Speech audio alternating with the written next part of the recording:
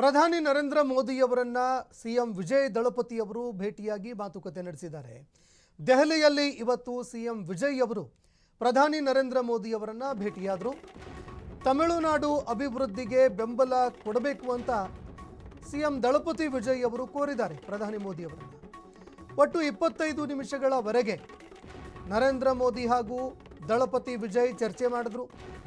12 ವರ್ಷಗಳ ಬಳಿಕ ಮೋದಿಯವರನ್ನ ದಳಪತಿ ವಿಜಯ್ ಅವರು ಭೇಟಿಯಾಗಿದ್ದಾರೆ.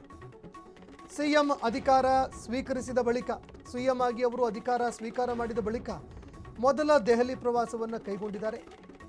ತಮಿಳುನಾಡಿನ ಅಭಿವೃದ್ಧಿಗೆ ಸಂಬಂಧಪಟ್ಟಂತೆ ಪ್ರಧಾನಿಯಲ್ಲಿ ಮನವಿಯನ್ನು ಸಲ್ಲಿಕೆ ಮಾಡಿದ್ದಾರೆ.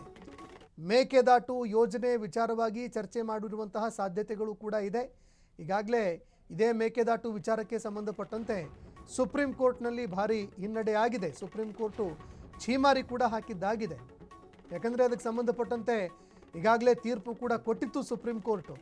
ಹೀಗಾಗಿ ಮತ್ತೆ ಸುಪ್ರೀಂ ಕೋರ್ಟ್ಗೆ ಮೇಲ್ಮನವಿ ಸಲ್ಲಿಸಿದ್ದಕ್ಕೆ ಅದನ್ನು ಅರ್ಜಿ ವಜಾಗೊಳಿಸಿತ್ತು. ಇದೀಗ ಪ್ರಧಾನಿ ಮೋದಿಯವರನ್ನ ಭೇಟಿಯಾಗಿರೋ ಸಂದರ್ಭದಲ್ಲೂ ಕೂಡ ಮಾತನಾಡಿರೋ ಸಾಧ್ಯತೆಗಳು ಇದ್ದಾವೆ.